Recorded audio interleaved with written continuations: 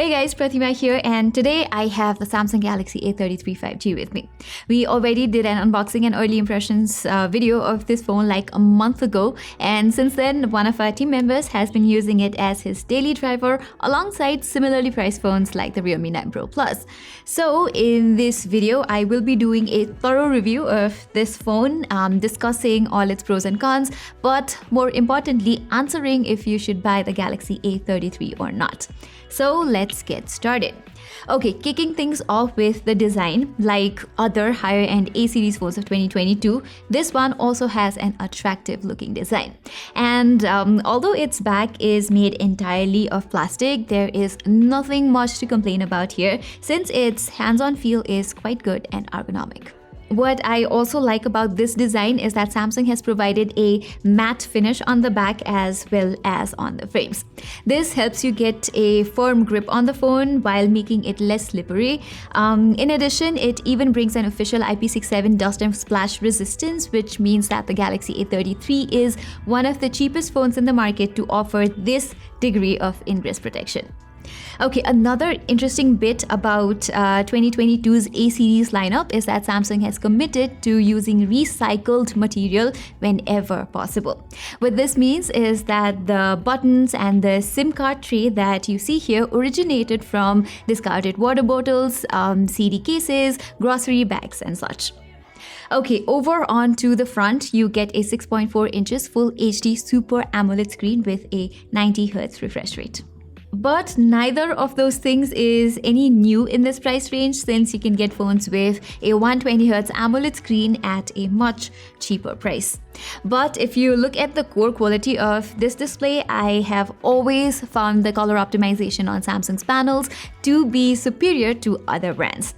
Here I compared the Galaxy A33's display with the Realme 9 Pro Plus, and what I can tell you is that the Galaxy A33 has a slightly better quality screen in comparison. More specifically, we found it to have better details and slightly poppier colors. Likewise, both phones have wideband L1 and HDR certification for playing HD content off of streaming platforms like Netflix and Amazon Prime, where we faced no weird issues throughout the review period.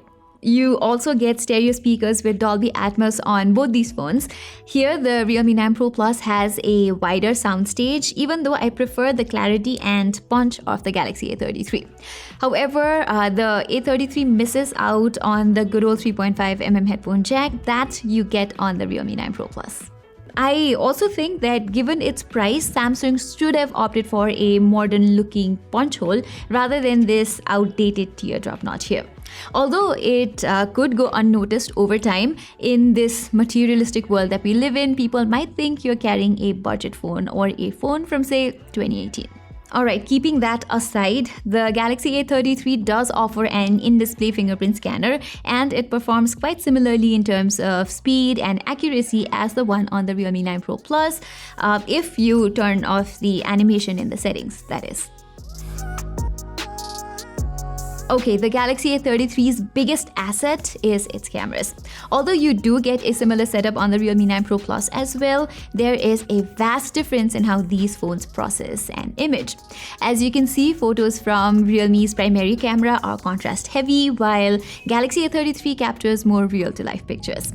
It even handles shadows better. Thus, the photos from the A33 usually look more pleasing to my eyes. The 8-megapixel ultra-wide-angle shots from both these phones are, however, nothing to write home about. Still, if I have to choose one, it would be the Galaxy A33. That's because, just like the primary shots, the ultra-wide-angle images from the Realme 9 Pro Plus are too dark for my liking. Moving on, the Galaxy A33 clicks better portraits too. The thing with Realme is that it struggles with maintaining exposure. As a result, more often than not, you will end up with a slightly over-brightened subject or ones where the subject looks a little hazy in challenging light situations. Overall, you will get better results with the Galaxy A33 in most conditions. As for selfies, the differences are more subtle. While I like the skin tone and details of the Galaxy A33's normal selfies, edge detection on portrait selfies is better on the Realme 9 Pro Plus instead. During low light conditions, Realme does a much better job here, and it certainly looks like Samsung should bring an update to improve the low light photography on the Galaxy A33 ASAP. As you can see, whether it is in regular nighttime shots or ones with night mode enabled, the Realme 9 Pro Plus takes better photos in the dark. In terms of video, both phones can record up to 4K 30 FPS. If you put their video side by side, you will notice that the ones from the Realme 9 Pro Plus have better stability. However, it achieves such a result by cropping into the frame, which means that its videos are more zoomed in than that of the Galaxy A33. And if you have a gimbal with you, the Galaxy A33 will yield better results as it produces better colors and dynamic range. As for 1080p videos, we did not find one phone to be superior over the other. They are neck to neck when it comes to details and even stability. It's the same with the ultra-wide-angle module as well. Both phones can capture ultra-wide-angle videos at full HD 30 FPS, but as you can see, the ones from the Realme 9 Pro Plus have a narrower field of view. Alright, about the selfie videos, well, both phones let you shoot at 1080p 30 FPS by default, but the Realme 9 Pro Plus has a slight edge here as the skin tone on it looks a bit more natural. The Galaxy A33 has this unnatural red tint going all over the subject's face. However, the Galaxy A33 lets you shoot at 4K resolution, whereas the Realme 9 Pro Plus does not let you do that. Okay, time to talk about the performance. Just like the Galaxy M33 and A53, the Galaxy A33 is also powered by the new Exynos 1280 processor. It is Samsung's latest in-house 5nm chipset, which brings significant performance improvement over the Helio G80 found on its predecessor, the Galaxy A32. As powerful as this chip is, sadly, Samsung has not quite made the adequate optimizations required for a smooth smartphone experience. It has already been more than a month since we have been using this phone, and we are yet to see any updates addressing this issue. Take gaming for example. Even in popular games like PUBG Mobile, you cannot push it beyond high frame rates even when lowering the graphics to smooth. So you are stuck with a mediocre 30 FPS gameplay here. On the contrary, the Realme 9 Pro Plus can deliver a constant 40 FPS even when the graphics is set to HDR. And as expected, the Galaxy A33 struggles to play Genshin Impact even at the lowest of settings.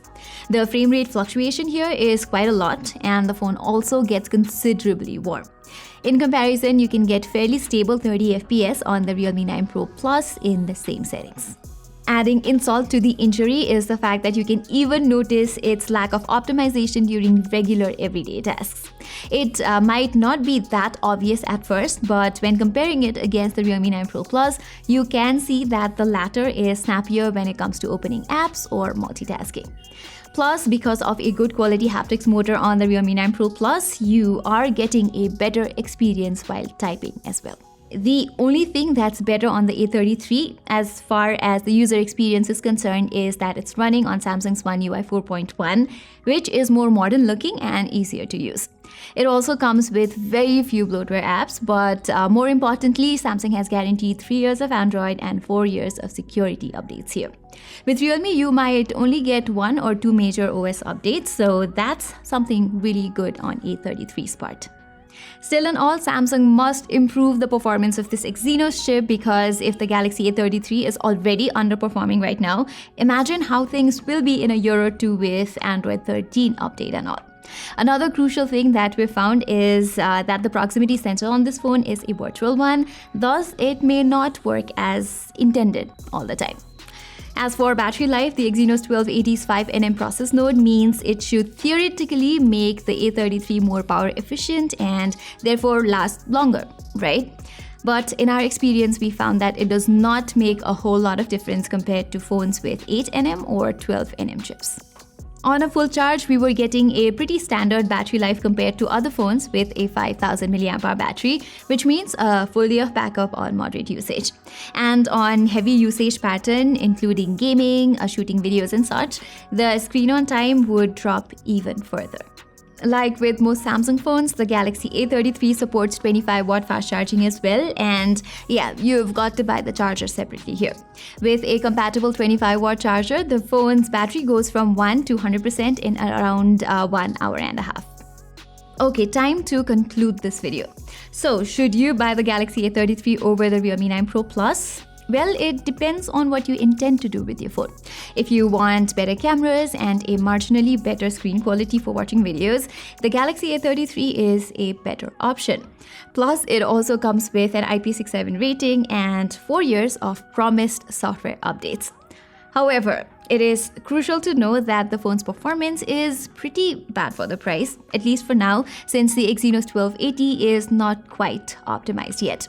Therefore, it lags behind the Realme 9 Pro Plus in both real-life usage as well as gaming. Plus, the Realme 9 Pro Plus also ships with a 65-watt fast charger included inside the box. So, if you ask me, the Realme 9 Pro Plus brings in more value and a balanced set of specs in the mid-range segment. Anyway, if you are determined on getting a Samsung phone which is more balanced and has a better value for money, you will have to check out the new Galaxy M53, whose review I will be coming up with really soon. It brings a smoother 120Hz AMOLED screen, a 108-megapixel primary camera, and a reliable Dimensity 900 chipset, all at a similar asking price as the Galaxy A33. Also, check out the deals on last year's Galaxy A52s from retail stores nearby. Even though it was priced quite high at launch, Samsung has since slashed its price and you should get it at a very good deal right now. For a slightly higher price than the Galaxy A33, the A52s brings similar IP-certified design and camera prowess alongside significantly better performance, and it comes with a charger included inside the box as well. So guys, that was all for our full review of the Samsung Galaxy A33. We will be coming up with the review of the Galaxy M33 very soon too. So watch out for that. Till then, I'm Pratima and thank you so much for watching.